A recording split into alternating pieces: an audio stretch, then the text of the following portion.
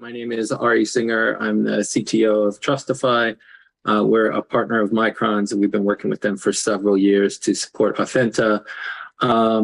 Just a little on my background. I've been involved in the trusted computing space for a long time. I was chair of the TPM work group and the TSS work group, which is the software stack that talks to TPM. I have a history of work in the trusted computing space. Hopefully, many of you are familiar with TPM. What I'll try to highlight is sort of where I see some of the differences are, as well as similarities. This is kind of built in the same, trusted computing concept where you start with roots of trust and you're kind of building your security up from the ground up and protecting your system, on the hardware side, attesting from the hardware out to some verifying party. I'll talk a little bit about kind of how this is similar and how it's different from TPM. So let me just talk a little bit about the three layers that Louis mentioned, right? So at the bottom in the pink color is the root of trust. So this is a hardware security element that's embedded onto your platform. In this case, the Authenta root of trust is being embedded in flash memory, although the logic could be embedded into other types of hardware as well. And if you look at sort of the left-hand column, you see the standard thing that everybody does with hardware security modules is when you build it, you make sure you put keys and credentials into the hardware. And then in this case, we're storing those keys and credentials also in this cloud-based key management system. And so, a really important element of this that I want to stress is that with a lot of hardware security systems, maybe it'll ship with a certificate, or maybe you'll provision the keys during manufacturing. But then once that's done, there's sort of no centralized way and to get access to those keys and manage them. And so one of the things that Authenta as a solution has done is to make those keys and certificates available at any time through the life cycle. So the first step is just simply, secure manufacturing of the flash, putting the keys into the flash and storing those in the cloud. So that's that sort of arrow one. And then step two is at some point in the life cycle, and we'll talk about this more later, but at some point in the life cycle, those keys will become available to your middle layer, right? So what we call the triathlon integration suite. And so this is a set of tools and APIs and software that can be used to bridge that gap between the early manufacturing to deployment and then through the life cycle of the platform. So this middle layer allows you to activate the security, control the endpoints, configure them, and personalize them, right? So some of the Authenta features that we'll talk about are things like secure boot and attestation, so that the device runs the correct software and it can prove that to a third party, as well as providing some protection of the flash image and enabling recovery in case of a compromise or corruption of the system. And then the third piece is supporting an integration into the cloud. So getting certificates for your endpoint, both during the manufacturing process and after, and then providing both management and verification capabilities to the OEM who's building the final product or to some third-party cloud. So is the focus at the flash layer for this, or are there other aspects of the hardware technology stack that this is targeted at? So when you say focus, I mean, I would say that the delivery mechanism of the security is in the flash. And, so your core protection capabilities reside, in that area. And one of the benefits to doing that in the flash is that the code that you're running is being directly protected and attested to, right, by the hardware that's holding it. With a TPM or other security module, it basically has to rely on something on the platform that can verify that initial code that you're running. So you're sort of that first stage bootloader, the first thing that's going to run. A TPM or some other external module may not be able to verify that. But in this case, because the code that you're running resides within that security module, we're verifying it. So that's sort of the importance and the relevance of putting it in flash memory. But really the value proposition, and when Louis was talking about, this is all about providing aftermarket value and over-the-air updates and those kinds of things. That's really all the rest of the infrastructure. So if it were just another security module, I don't think that would be very interesting to people. But it's that we have this whole ecosystem that you can plug your products into, where you start with a standard product. Hey, I want to add some, software as a service capabilities, or, late binding of security, or I want to, turn on some feature when a customer pays for it. That's where all these other layers come together and make it easy for someone using an Authenta chip to provide that. The Flash is the rock star. He's the real attraction, for this thing, as Ari has explained. But the rest of it is the caravan to bring it to the world. And we can't do that very easily unless he has, a staff, he has a plan, and he has other advertising and things that have to happen. But without it, that star is just going to be there and no one's going to listen to him. So is this something that gets embedded in the silicon directly? So this is a secure enclave, to use somebody else's term, that's as part of the flash controller, or? It's in the flash product, the module, or even sometimes flashes our memories are a die. It's in the die. If it's in a module, there's a controller and an array of flash memory silicon. So within that module, we'll institute this security feature, the security root of trust feature inside of that. So this is an ASIC that's going to be in every flash module that you sell. It's not an ASIC. That's the key. Because now when you buy the flash, it's already there. We're not instituting to the industry, buy a new thing. It's going to be embedded on that same element that's already used. It's worth noting that we're talking two things to come to mind here. And I just, because this is important when you see how it gets projected. One, this is happening right after fabrication. So this is not something that's being layered on after. So you do have that foundation that can allow for a platform-based approach for attestation. And two, kind of think about our CIA triad. It's very integrity focused. So if you want to think about baselines for building out like secure communications, secure firmware, as Ari noted, it's a foundation that builds up to that, but you have to start from somewhere.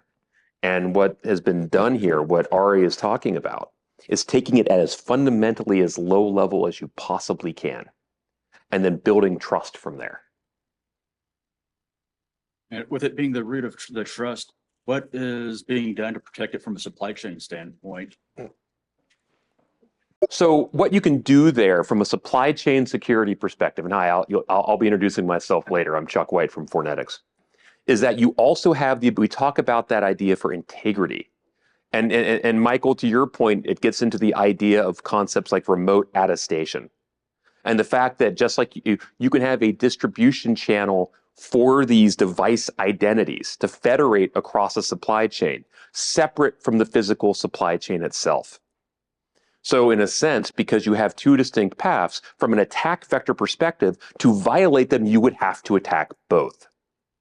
And that becomes a very, one thing is easy to, do supply chain interdiction on. Two things make it a lot more difficult and far more likely to have it be detected. It's one of the reasons I fell in love with the work that Ari, and Louis have been doing because of the implications, what it means for supply chain security. All right, so I'm just going to drill down a little bit more, but basically what we're showing is sort of a block diagram that shows some of the capabilities of the Authenta Flash, right? So I'll just highlight a couple of them. So in the immutable functions, somebody had mentioned a secure element. I just want to mention this is a fixed logic module. So it implements, specific APIs that it exposes. You're not running your own software inside this this module. So it's running the Authenta logic to expose certain capabilities. But it has registers to store measurements. That's these PCRs, if you're familiar with the TPM. It has various cryptographic capabilities, mostly focused on integrity rather than encryption. So we have ECDH to support key exchange, but mostly it's about doing HMACs and signatures to provide verification and also access control protection on the flash. It has some unique keys in it and monotonic counters. And then, on the interface layer, it has, some of the standard flash memory capabilities like RPMB and RPMC, secure boot using DICE, which we'll talk about a little bit later, a platform identity using DICE, access control, and that kind of thing. So important things to note is that the flash is embedded in JEDEC standard memory. So if you have an existing, hardware, you have an existing board that has a slot for a particular flash memory device, it's just plug and play. So when the Authenta features are turned off, it'll behave exactly like a legacy standard flash memory. And then when you turn it on, it adds these capabilities. An important thing to understand is we view this as a defense in depth strategy.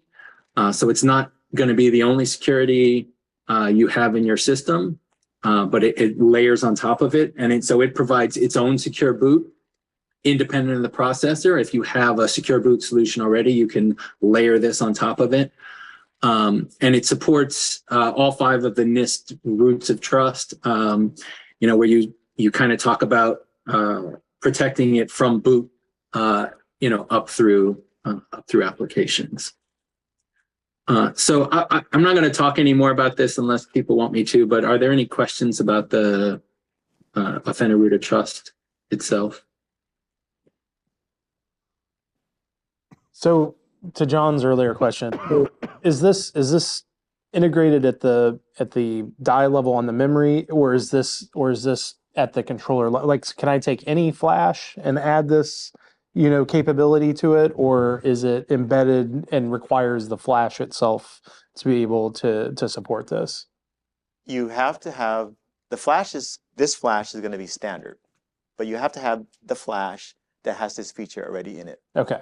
Like a hardware silicon feature. Yeah. Okay. Yeah. Makes sense. So we're going to need some cooperation where you have to swap the version of flash that you have. Yeah. Okay. There are some convenient things where the flash is going to be a micro SD card. So you don't do anything with the system and you stick in a new, plug it in like a USB stick. Yeah. Yeah. So there'll be some ease, but the big thing is you're not changing the circuit board. You're not changing the firmware. You're not, so it's got easier, but you have to fundamentally change the physical silicon. Yeah, I do a little embedded electronics on the side, and so especially looking at Internet of Things type applications. It's trying to understand. Okay, as I'm building out a board, and I want to put I want to have this flash, but I want to make sure that it's protected. What is that change in my design? Is it Yeah. So really important element of that is, and I'll compare this to TPM.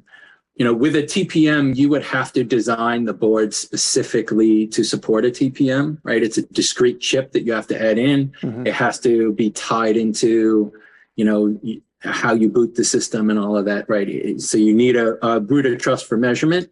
The TPM doesn't provide that, so you have to tie that in. So there's a lot that goes into adding a TPM to a system.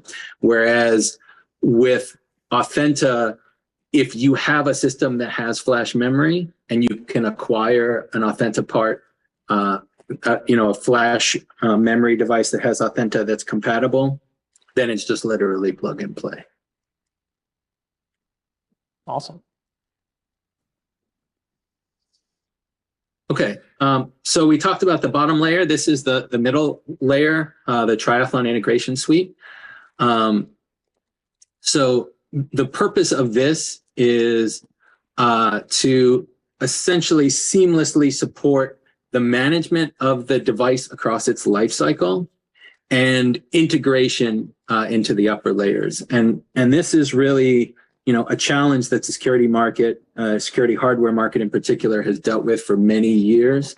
The Trusted Computing Group needed a giant consortium of companies to kind of support hardware security from the lowest layer to the top. And even then, there wasn't really a unified way to manage it. And so what Triathlon is here to do is basically make it very easy, very standard to manage your hardware and then leverage those capabilities to get higher level services. So it's a flexible, extensible software stack that sort of sits in the middle between the device and your cloud. It's designed to lower cost and reduce time to market. And one of the big values is secure over-the-air updates, right? And this ties into, again, the original strategy, which is enabling you to securely and remotely turn on and off premium features, to remotely make sure that your device is operating properly. So being able to, monitor and manage the security of your device across the lifecycle is sort of the key element here.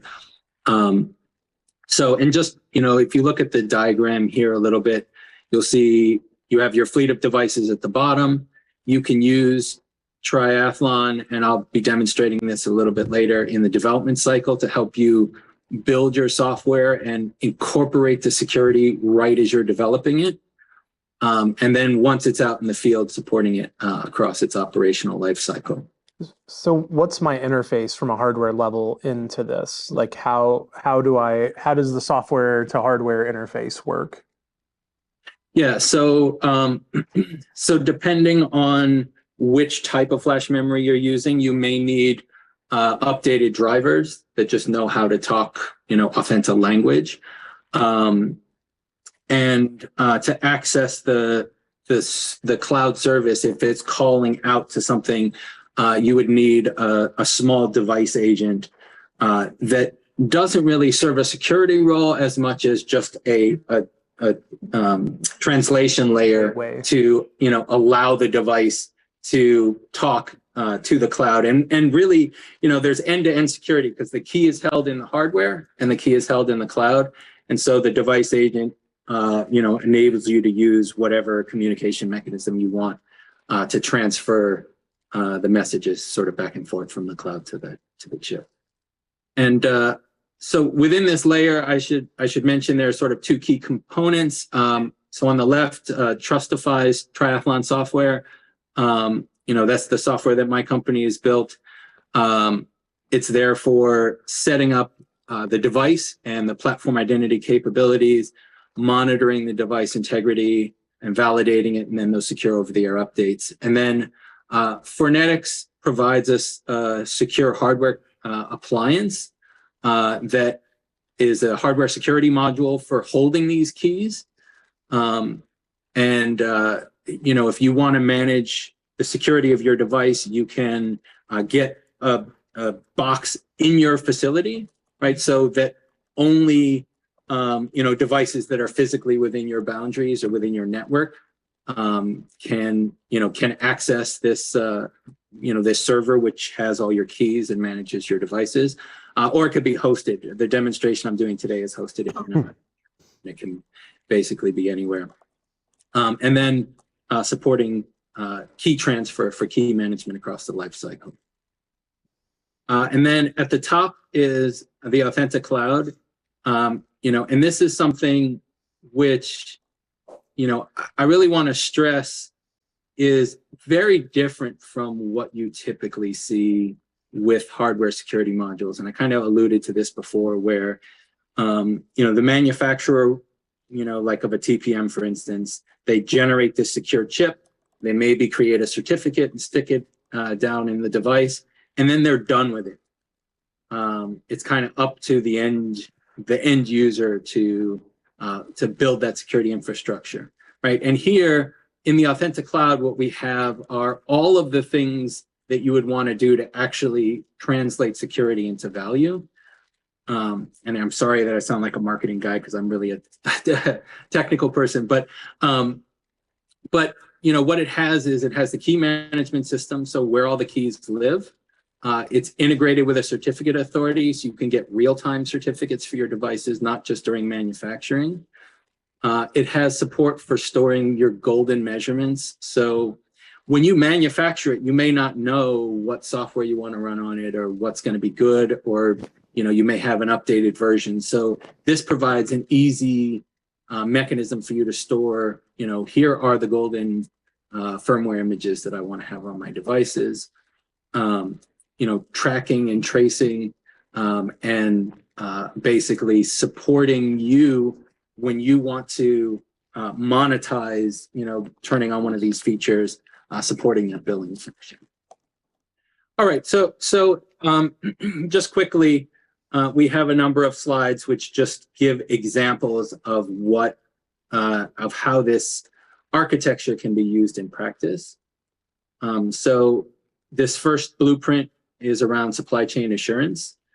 So, and hopefully, I know there's a lot of arrows and dots and everything. So this is something we can talk about in more detail later if you guys want. But if you start on the left-hand side, it's sort of always the same, where the Authenta root of trust gets built into the memory, and that key is stored in the KMS in the top left corner there.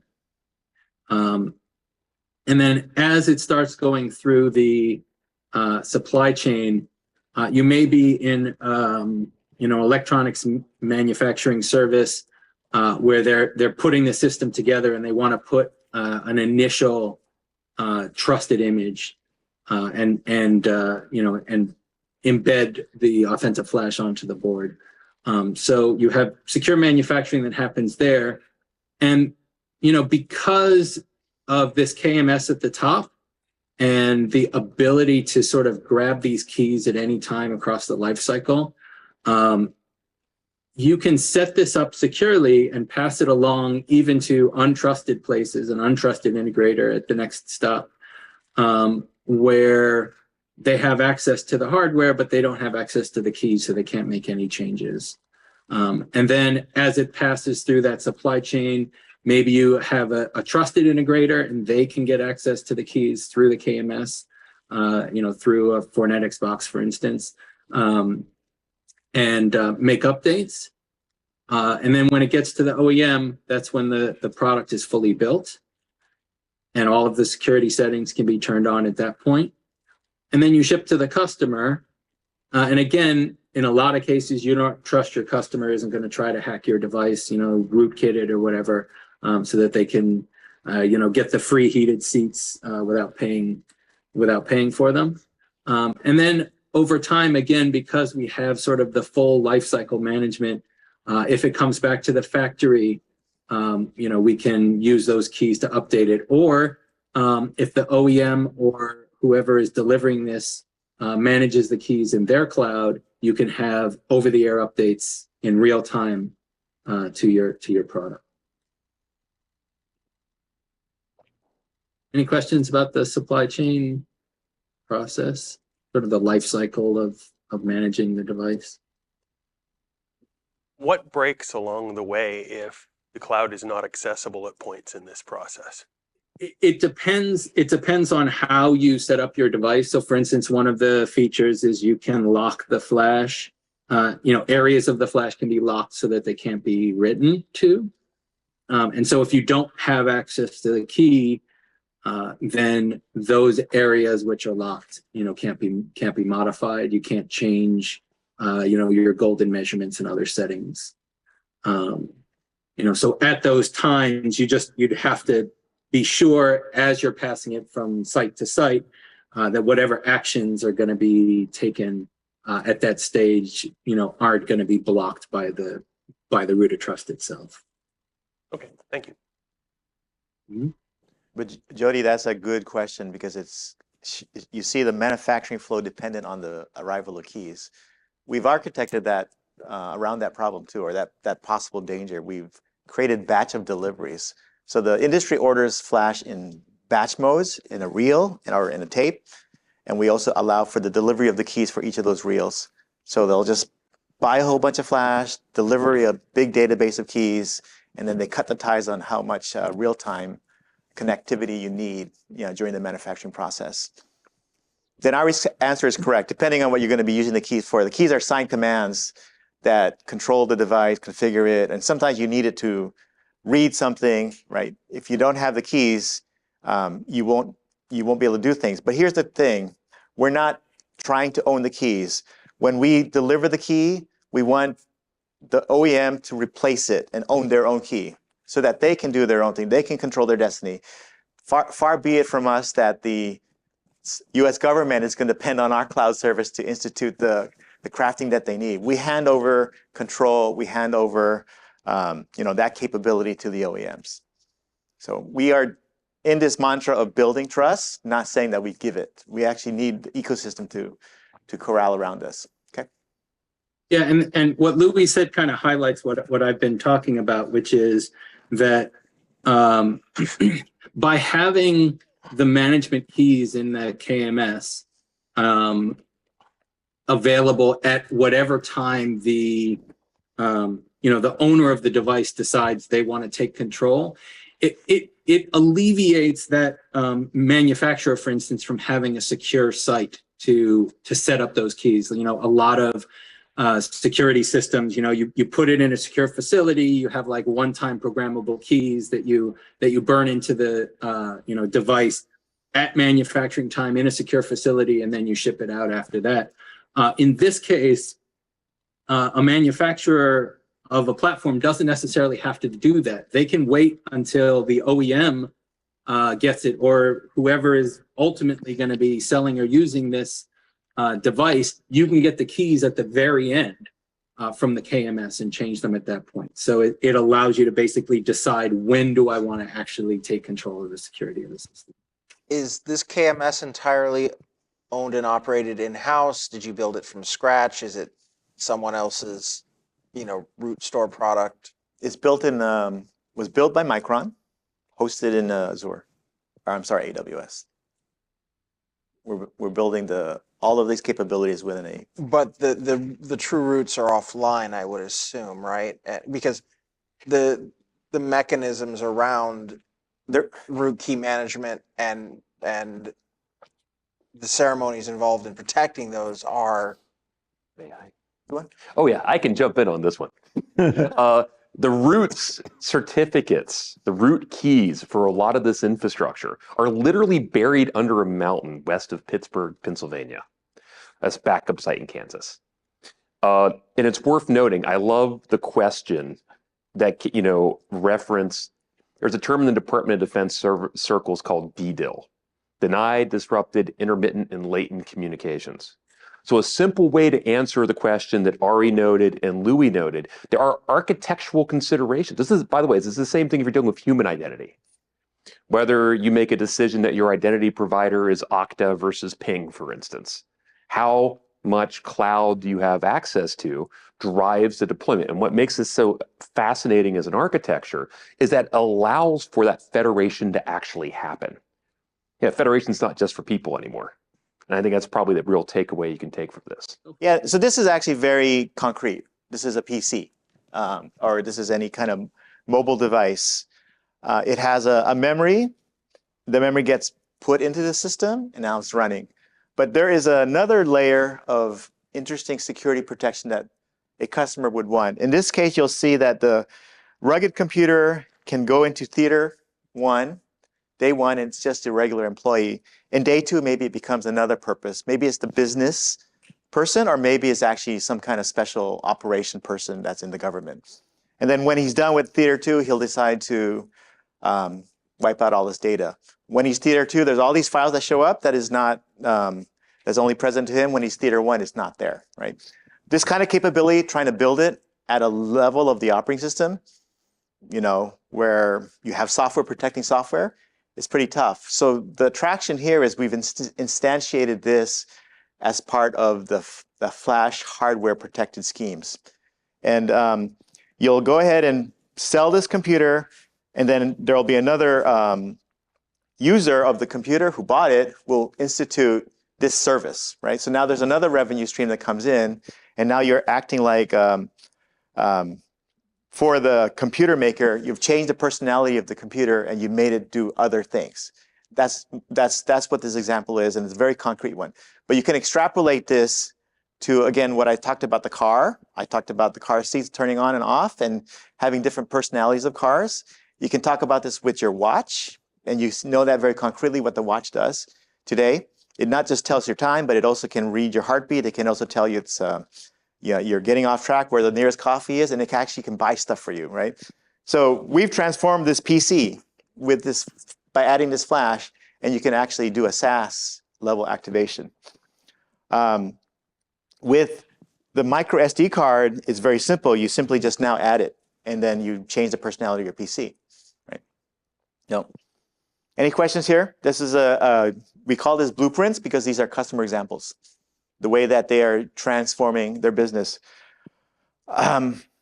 These features, keep alive, is something that's happening from the flash, a little counter that's going in there. Tamper-proof credential, the flash can actually protect itself. It's actually the ones that's receiving the reads and writes. So the secure element inside the flash is looking at the commands and saying, oh, no, you can't do that. You know, that's what the Authenta feature does. So you can actually prevent writes from happening. You can also prevent reads from happening and create an invisible data stream, invisible data set, right? So just one example of what can happen, then there's many more. So here's another use case, and they all have sort of similar, I mean, they all have the same starting point, right? You have the memory with the Authenta root of trust, the key gets registered into the KMS. And now here, in this automotive use case, during the product manufacturing, you embed the trusted hardware, you add secure boot capabilities, and in the manufacturing, you set up, in this case, a Qi charging certificate for secure wireless charging of cell phones. You have over-the-air capabilities, and you've set up your certificate, and then it ships from the manufacturing to the vehicle, and you can have a hierarchy of keys where you set up locally set up keys at that tier 1, and then you obtain the master keys at the OEM and change them.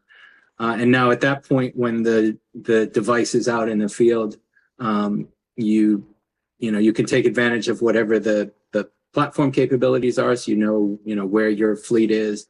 You transfer ownership to that OEM, and now the OEM is controlling that particular endpoint for a trusted vehicle. And the next slide is virtually identical, but it just kind of highlights that this type of process works similarly across different industries. So in industrial IoT, again, in the manufacturing setup, you set up your platform identity, your OEM credentials, you set it up to its day 0 configuration. And then once you ship it to the OEM, they get the master key and can do over-the-air updates and add their own, aftermarket features as well as initial features for when they ship it to their customers.